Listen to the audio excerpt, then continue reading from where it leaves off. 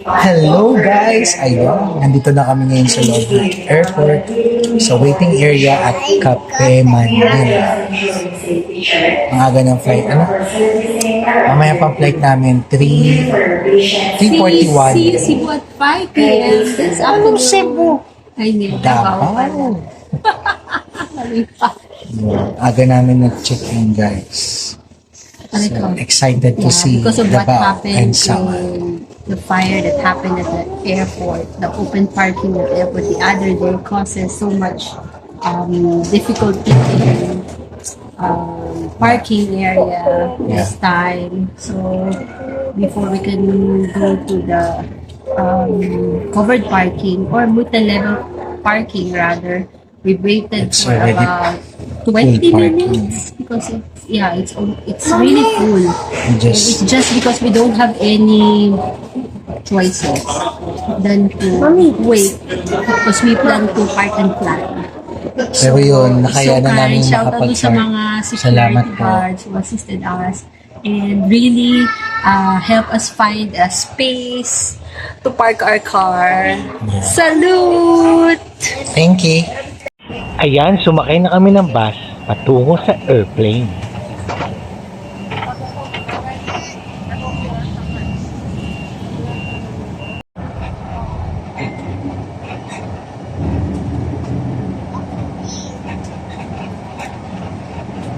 You say where are you now?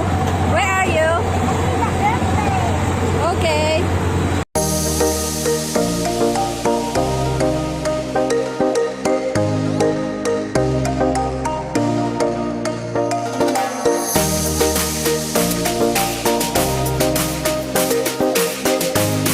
Boarding na.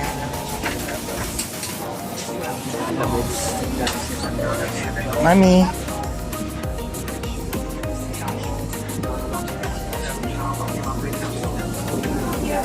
At yun na nga, hindi ko na na-video na nakarating na kami ng Davao at sinundo kami ni Mars Kim. At dito kami mag-stay sa kanilang house na napakaganda. Good morning, good morning, good morning! Grabe, aalis na nga kami, pinagluto pa kami ni pare ko, yo. Gumising pa ng maga, late na nga kaming natulog kanina, oh. Look at the breakfast! May egg, may soup pa, oh. Yes, thank you Lord for the blessing. Thank you po kay na JM and Kim. Alright. Ganda ng bahay nila guys, oh. Very aesthetic. Wow. Hindi ko na rin na video kung paano kami nakapasok dito sa barge sa may Sasa Wharf. Pero isa sa mga mode of transportation in Samal Island is barge, ferry service or passenger boats from the Sasa Wharf and Santa Ana Wharf in Davao City serves the island city. Tapos pagdating mo doon, the most of transportation naman sa island is motorcycle, tricycle, or trikes. And bus and private car services offered by resorts. So yan yung mga mode of transportation going to Samal Island. So from here, papunta na kami ng barge para makasakay doon at it will only take I think 10 to 15 minutes. Tapos ang bayad nyo lang dito is 20 pesos per person. Enjoy!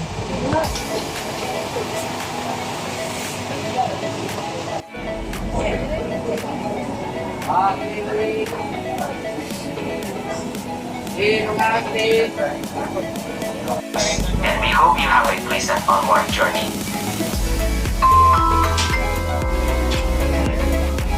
Nagapaduol na kita sa atong destinasyon sa Island Garden City of Samal Port pag magsugod na sa docking procedure. Sa atong pag-andam sa pagpanahon, among gihangyo ang tanang pasahero magbalik sa ilang mga sakyanan o lingkuranan o siguraduhon nga ang tanan dalang Yay! Samal! Here we go! So guys, nasa TikTok. Nasa TikTok ba ko yung tawag ito? Oh, dito sa amin, Nakasakay na kami ng bao-bao. Bao-bao. Bao-bao. Kasi sa Cebu, tok-tok. Sa Maynila to, tri-wheel. Yun. Bao-bao ba? Bao-bao. Punta muna kami ng Georgias. Baba muna namin gamit namin. Tapos, diretso na kami ng inland tour. Alright. Walang tubig. Lakad kayo sa buhangin. Siguro mga alas 2. Low tide na yan. Yung ano, Say hi!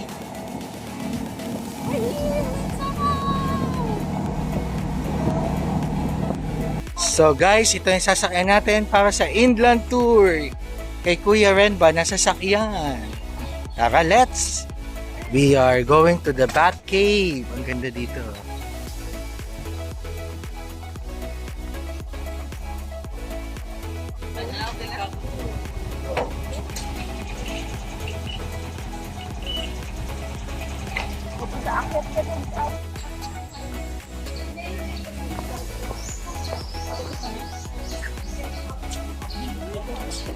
Registration.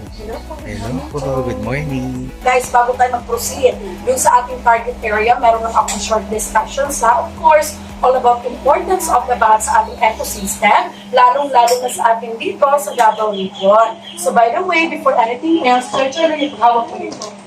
Towards 2010, February 1, nakuha natin ang title na Largest Colony of Single Species of Fruit-Eating Bats in the Whole World. So commonly, na-amaze ang Guinness World. Uy, commonly daw ang cave may 4 or more species. Pero sa atin, na-amaze sila kasi meron lang tayong isang species. At ito si Geoffroy's Rosette. Ibig sabihin, fruit bats ang nandito. Ito yung mga maliliit na fruit bats. Ito yung tinatawag sa atin yung local terms na kulanapnit, kabyaw, kapal, paniki, kwaknit, at marami pa yung tawag, guys. So after ng orientation, dediretso na tayo sa Bat Cave. Halika kayo guys, samahan nyo kami.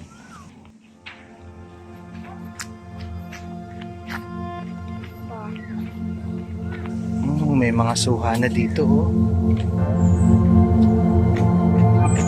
Guys, this is it. Maternity mating area. Ayan. Kita mo yung bags. Wow. Sana dito sa...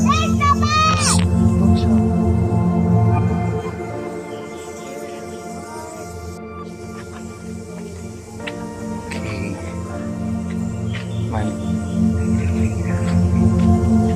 So ano siya, per category. Yung una nating pinuntahan, maternity mating area. Oh wow, dami. This is the one.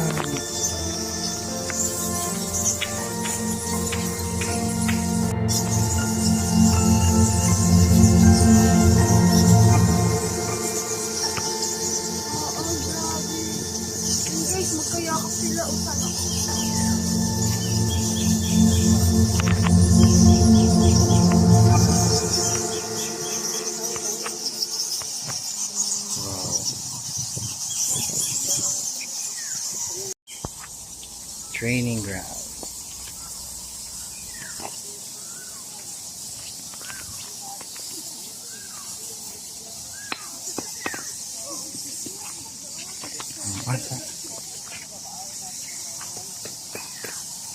Look at that one.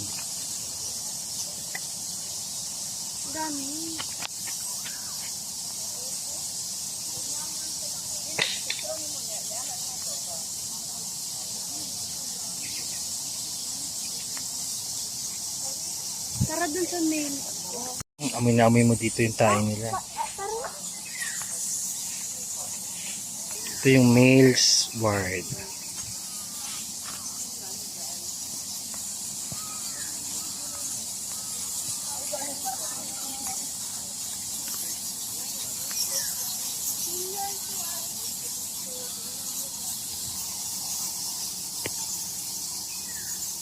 Itong rinig na rinig nyo yung bat.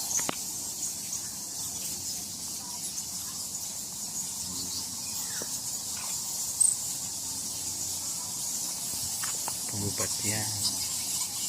Dami, diba? Dami nila guys. Wow. Ito yung last ano ng bats, senior ward.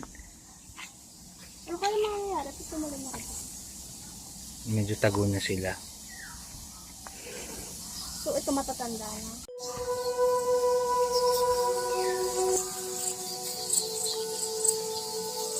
Malalim na to, guys.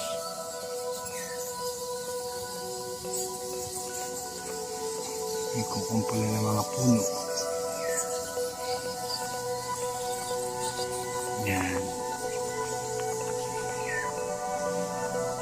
So hanggang dito na muna ang part 1, ang tabayanan ng part 2 sa Island of Samal. See you guys! Alam na yan! Thank you guys! Please don't forget to like and subscribe!